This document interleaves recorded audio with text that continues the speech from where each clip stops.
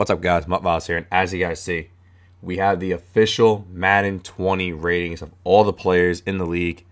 So we're going to be going over each of them, going by position. We're going to see some players that are obviously in the highs, but some of them are going to be shockingly low, but we'll see how they are. If you don't know who the 499s are in the game, you have Aaron Donald, Bobby Wagner, Khalil Mack, and DeAndre Hopkins. Those are the 499s, and those are the only players that we knew. So right now we're going to go over everyone, starting off in the special teams with the kickers. We all know that Justin Tucker is the best kicker currently in the game. So he's obviously going to be up there at an 87 overall. They got Robbie Gould and Alric Rose from the Giants. And after that, everyone's pretty much averaged between like a 77 to an 80 overall, like Gostowski, Zerline, Gano, Lambo, Pareda, Vinatieri. All of them are up to there. So right now, we're going to look at the punters right now, the same thing, just so we can get it out of the way. And then we're going to go starting with the defense. We're going to look at all of them first, and we'll look at all the offensive players. So right now, let me know if any of your favorite players in the comments got a high overall, and if you thought maybe they should be higher. We'll find out with mine very, very soon. But these are all the punters. We all know the best one, obviously, though, is Johnny Hecker. They got Chris Jones, stand coach. Pretty much all of these are pretty much basic because they're all just punters, and the top two guys are going to have the two highest, and it's going to average out from like an 81 down. So it seems about right with them. But right now, we're going to start off at the left end position, and we're going to see who has a high overall, who does not. So right now, as I'm waiting for this thing to load, because it's going to take forever. Here we go. You have J.J. Watt at 97 overall, and then it's just everybody else. I mean, there's a little bit of a gap with like Calais Campbell, Cameron Jordan, Joey Bosa, his brother, is only 88 overall, and got DeMarcus Lawrence at an 89. I don't know. I felt like Joey Bosa had a good year. DeMarcus Lawrence had a good year. Hakeem Hicks had a good decent year. You scroll down, I got Leonard Williams and D4 both at an 84. I don't know. I feel like, especially also since Cameron Jordan did just get paid, he should be a little bit higher. But Calais Campbell also last year, though, was practically, I feel like, the only defensive lineman playing. He was the only one there. So now we're going to go to the defensive tackles, and we're going to see how they round about. I honestly can't wait, though, for this game to come out. It's going to be really good. I'm hoping. To be honest, I hope that it's really good. But we'll see how it plays out. You got Fletcher Cox and Snacks Harrison at the two highest at 96 and 95. And then you got everyone else behind them. Geno Atkins. I feel like with defensive tackles, though, this is kind of right. You got guys like Grady Jarrett at an 87. You got DeForest Buckner at an 87. I feel like these are right. I don't really see anyone who should be higher than what they are. Now, the only thing that shocked me was Quinn Williams. I mean, he's only an 80 overall, but he's the highest rookie, I believe, in the game, which shocked me at the most. You'd think it'd be Kyler Murray, but no, it's not. It's a Jet. It's not only a defensive lineman, it's a Jet defensive lineman. And I'm a Jet fan, so I honestly did not expect that. That's a good thing, though, because I personally thought he was the best player in the draft. That's why I thought he should have went to the Cardinals at 1.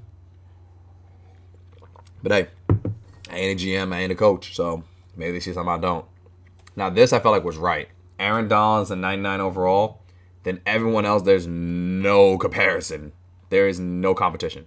This was right. Well, Myles Garrett at 91, then everyone else down. Aaron Donald is just a freak of nature. This guy pretty much is, I believe, the best player in the game. This guy, he is a wreak havoc on the field. Now, I don't know if you guys remember this or not, though, when Khalil Mack was apparently supposed to be traded, or when he was being traded from the Raiders, there was actually a rumor of putting him and Aaron Donald on the same team. Now, imagine that. You see Aaron Donald, how he played, especially throughout this year, was just a wreak of havoc. Then you have Khalil Mack, who joined the Bears and made them a top 2 defense. Speaking of Khalil Mack, he's at left outside linebacker at a 99.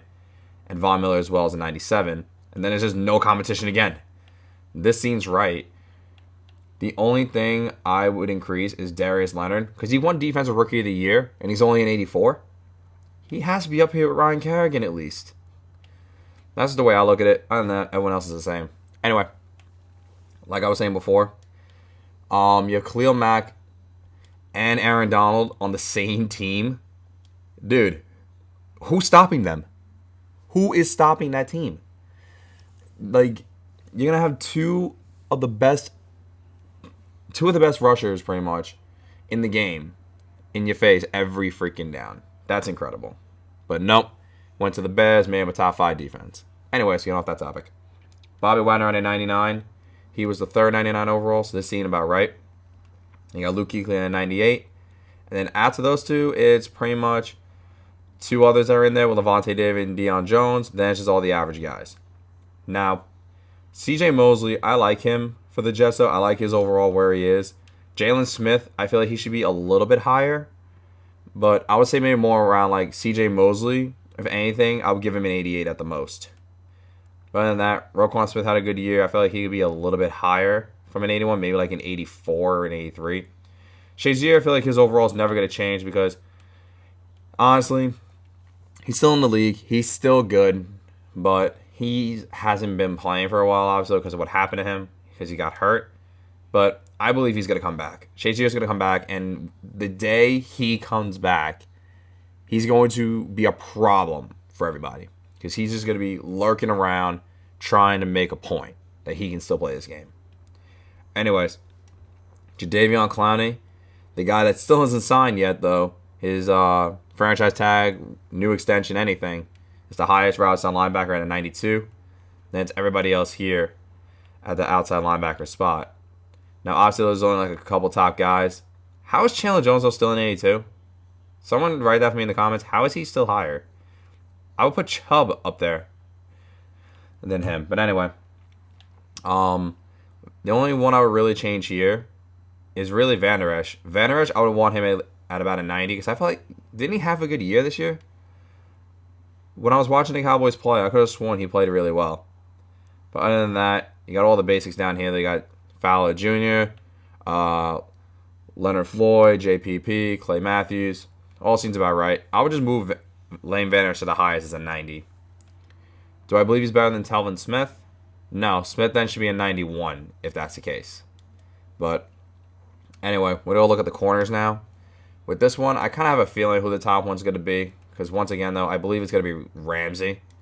Because even though the defense last year for the Bears wasn't that good, well, they were good, but they didn't play like they did 2 years ago to go to that championship game. He's still a top 5 corner in this game. And yep, just like I thought, 96 overall Jalen Ramsey. Then you got Sherman up there still at 93. Gilmore at 94. Pat Pete at 92. Chris Harris at 90. This seems about right. Maybe if I had to choose maybe one to change. I really don't know, to be honest with you guys. I have no idea which one would change. Nah. Kyle Fuller's getting better and better. And yeah, I really don't see anything here that could be changed. Ramsey's a 96. Byron Jones has been playing better as well. That's why he's a 91. But I don't see really a change here I would do. Right now, we're going to go look at the free safeties. This one, though, I was just wondering about because I know he got hurt around like between weeks, what was it? Week 7 and week 10, I believe, was Earl Thomas. He's coming off, I believe it was a broken foot or a broken leg. Now it's a broken leg. But they still have him at a 95. He's still the best or one of the best safeties in the game right now still. And they got Eddie Jackson right behind him at a 91. Then everyone else is average from an 89 down. To me, if you're below a 90, you're pretty much average. Like you're in that average range. But once you get above it, you're in that elite tier. Because that's from 90 to 99. But Kevin Byard at an 89. You got Micah Hyde at 86. LaMarcus Joyner at an 85. This seems about right. Eric Weddle, that I would think he may be a little bit higher. That's at least me, though. At least up to an 85 or an 84. I put Eric Weddle. But other than that, I just don't get why. I know he's still the best, but after what he came off of, that's a hard injury I believe to come back from, and that's a broken leg. So how is Earl Thomas still a 95? I don't know. That's just my opinion. Right now we're going to go with the strong safeties, and that's where my favorite current player right now is going to be. And that's going to be Jamal Adams. This I feel like is right because he is really good. He's the second best safety. But they got Harrison Smith at 94. You got Malcolm Jenkins at 92, and then Jamal Adams at a 90 overall. This to me seems about right. But really, isn't Harrison Smith though a free safety, not a strong safety? Or am I tripping? But other than that, the same thing with Tyron. Actually, no, Tyron Matthew had to move, so that makes sense. Landon Collins is down to an 83. Wow. I didn't look at his overall yet. That's funny. The new safety for the Giants is better than their old safety. That's funny. That's actually kind of funny. But nah. What is it?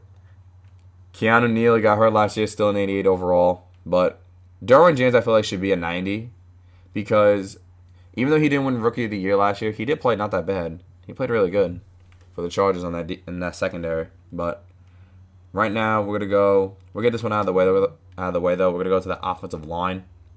Let's get them out of the way because I know we want to go look at the quarterbacks, the receivers, all them.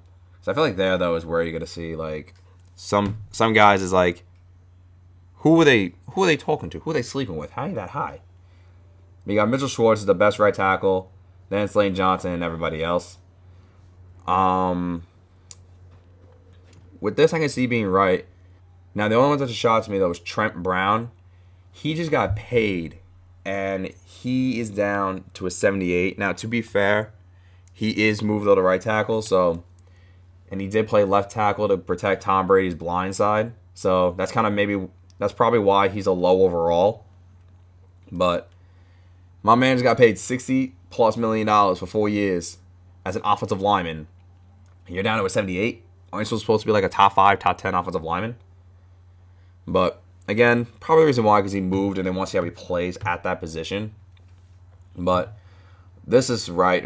This is fair right here. You got Zach Martin, David DeCastro, Marshall Yonda, and Brandon Brooks. It's the top 4 guards. And then you got Kevin Zeitler, and then it's everybody else.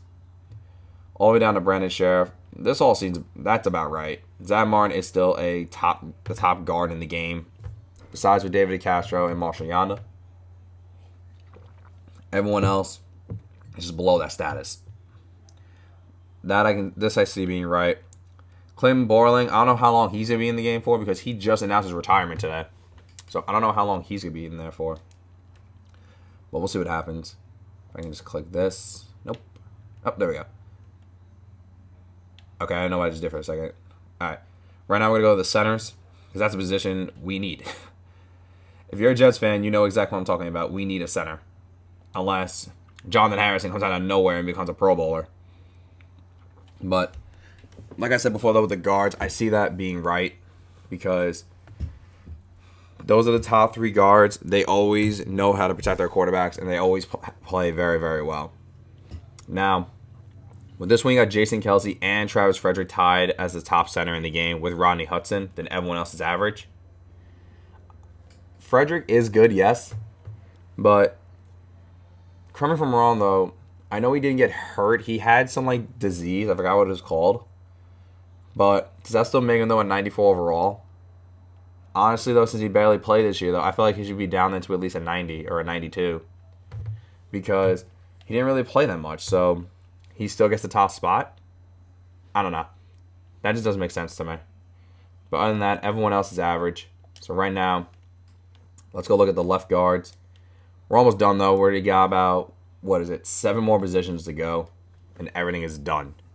So right now, we are going to go look at the left guards. We're going to see how they round about. Because I believe there's only like 4 or 5 top, and then that's it. And yeah, the best one is Al Murpet, left guard for the Bucks at an 88. They got Quinn Nelson, Joe Bitonio at an 87 overall each, and then you got everybody else. Kelechi Osemele, though, is an 82. Honestly, though, I don't know why, though. I have no problem with the guards. Or at least with the left guards, I have no problem with this. I mean, yes, you do have Quinn Nelson, who did pretty much changed that Colts offensive line this year. They drafted a guard, and they became a top 10 offensive line, which is incredible. Just the impact of one player. But he's tied out as the second best guard in the game, besides Joe Bitonio, and then you got Al Murpet. So this I see being right. If I had to move anybody up, I would take Quinn Nelson and put him at an 89. Just because of how much he impacted that position and the whole offensive line. Because, no exaggeration, he literally was drafted to that team. And then, like I said, the offensive line just became incredible. They all of a sudden learned how to block. And at least on his side, no one really got through. But with the blind side, you got David. I have no idea how to pronounce that last name. Then you got Trent Williams, Tyrann Mathieu, Andrew Whitworth, and Joe Staley as your elite tackles, and then everybody else. This seems about right. If anything, I would move maybe Jason Peters up a little bit, but really, I kind of like the way they did this one.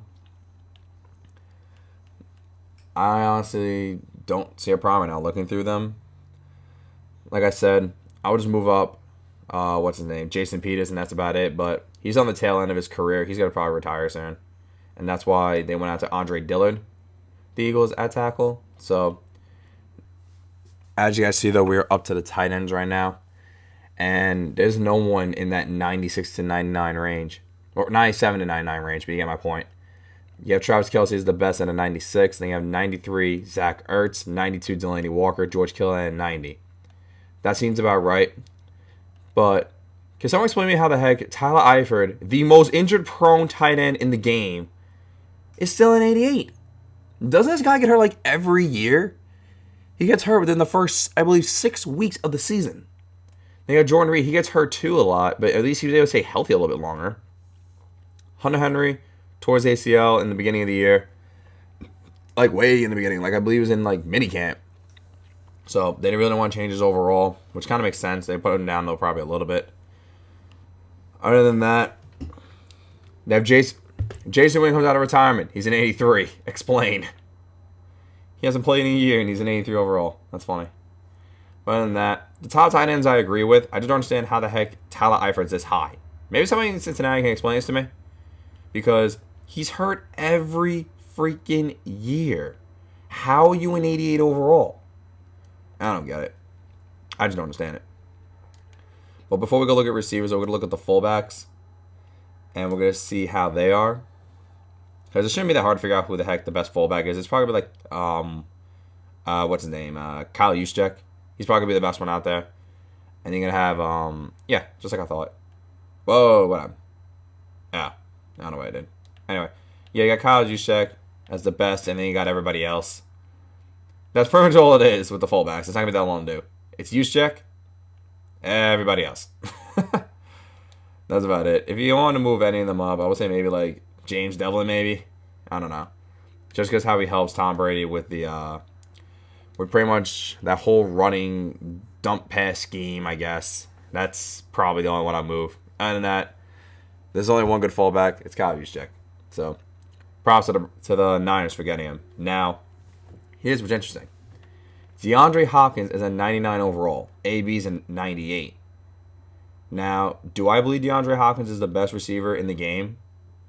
I say yes, because he literally played with different quarterbacks, and they've all been trash. Like, look who he's played with. He played with Brandon Whedon. He played with Tom Savage, Brian Hoyer. He's literally played with the bottom barrel quarterbacks, and he still gets 100 catches a season. He still gets a decent amount of touchdowns, over 1,000 receiving yards. He plays very, very well. So I believe that is deserving. AB was a little salty about it, saying that they slept on him. You're a 98, and because if you look at the quarterbacks, this is no shot at any Derek Carr fans, any Raider fans. You're comparing Derek Carr to Big Ben. Now, let's be honest. Out of the last 4 years, Big Ben's been better than Derek Carr. Derek Carr had that one good year until he broke his leg in week 16 or week 15. But since then, he hasn't been the same. He got hurt. He kept getting hurt. So personally, yeah, he's going to go down a little bit, but not that much. You're still a top 3 receiver in the game. You got Julio in a 98. I believe he should be up in the 99 range. OBJ, he should be in the 98 range. Michael Thomas should be in 99. Tyreek Hill should be in the 96 range. Thielen should be in the 96 range as well. He should be over a 95. But AJ Green and Keenan Allen, I switched these two. That'd be the only other switch I would have because I believe Keenan Allen is better than AJ Green. Other than that, this seems about right. Juju went up to an 88 overall, which is honestly good because he's the number 1 receiver in Pittsburgh. So my man needs to step up. You also got Amari Cooper with his new team with the Cowboys at an 89. But this is actually going to be something good that I want to see because I want to know, is it Derek Carr that couldn't get him the ball for Amari Cooper? Or was it just that he just didn't fit that system? But we'll see when the season starts next year now because Amari Cooper will have a full season with Dallas. So we'll go into the running backs now. With this one, I like him, but there is 1 or 2 things I would change, at least in my opinion. You got Todd Gurley at 97, you got Elliott at 94, Bell at a 92, Gordon at 92, which he finally had a good season, so this I agree with him, though, being at 92. Then you got Barkley, Christian McCaffrey, Kareem Hunt, and Alvin Kamara to round up the 90s. Personally, Alvin Kamara should be a 94. McCaffrey should be maybe a 93 or the same thing. Saquon Barkley should be at least a 92. Or if anything, I'd make McCaffrey a 94 and Kamara a 95. Because they always put up numbers. Saquon went off with the Giants this year, so at a 91, still good. I feel like it should be a little bit higher. Alvin Kamara and Christian McCaffrey both played very, very well with their respective teams. And especially with Alvin Kamara, though, Mark Ingram was out, I believe, for the first, 4 or 5 games? So he went off. The only game, really, he didn't go off was Mark Ingram's return. Because they wanted to feed him the ball and get him back in the rhythm. You know what I'm saying? So that was the only game Kamara didn't do that much. Other than that, he played very, very well for the Saints this year, though, and he definitely helped them get to that championship caliber. Now, the last position we're going to look at is the quarterbacks. So right now, we're going to see where the cover boy is rated. Now, we're going to see what he is. Because personally, I thought he was going to be the 99 overall. But I expect 3 defensive players and then DeAndre Hopkins. So, Patrick Mahomes, 97 overall. And then you got Tom Brady right behind him at 96. This makes sense to me. Yes, Tom Brady is very, very good. Patrick Mahomes played very, very well last year. But just because of the cover vote, I can see Mahomes being better. Mahomes should be better than Brady. He should be the best quarterback in the game. Because he was the cover vote. So it kind of makes sense. So everyone else down here, personally, I would switch Drew Brees and Phillip Rivers. Because, honestly, I feel like Drew Brees had a better year than Phillip Rivers. Yes, they both make it to the playoffs, though. But once Phillip Rivers met Tom Brady, that was it. He couldn't do anything. He, shriveled up. The entire team did. But the Saints, honestly, they played very good. They had a really good season. Drew Brees was playing at MVP caliber. So I believe Drew Brees should be a 95. Rivers should be a 93. Matt Ryan, I would boost him up just 1 overall. Now, the only one that really shocked me was Big Ben. Because, well, it did and it didn't. It did because it's like, wow, he's his all-pro quarterback and he's only now an 85. Which is crazy. He's pretty much around the second year, third year, or even the rookies. He's around the Jared Goff to Carson Wentz range. Dak Prescott range. But the reason why is because I guess EA thought that, hey, you don't have Le'Veon Bell anymore. You don't have Antonio Brown anymore. So your numbers aren't going to be that good this year. Because I believe they have receivers, though. They lost Jesse James as well. I believe they're going to have... Yes, James Conner is good, but we're going to see how he plays now with another full season under his belt. You have Juju at the number 1. I don't even know what the number 2 receiver is. I want to say Eli Rogers, but I don't think that's right. I think it's somebody else. But other than that, Andy Dalton at an 80, I feel like he should be a 68. I'm sorry, Bengal fans, but either you guys never got a team around him or he's been the biggest trash can in the game. That's just my opinion. But there's only one thing with the quarterbacks that kind of pissed me off. Because maybe somebody can explain this to me. I mean, Lamar Jackson getting to the playoffs is bring him to a 76. That's fair. I'll give him that. Even though he didn't really have that good of a season.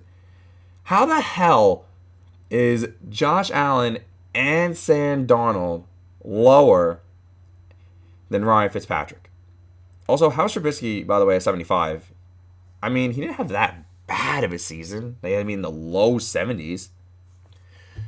But how the heck does a guy that plays 1 month of ball, 1 month, out of 3 weeks, amazing, gets a starting job, no problem, then is trashed the rest of the year, gets a higher overall than not only Josh Allen, where at first he was a little on and off, and then he started playing very, very well. He started picking it up. Same thing with Sam.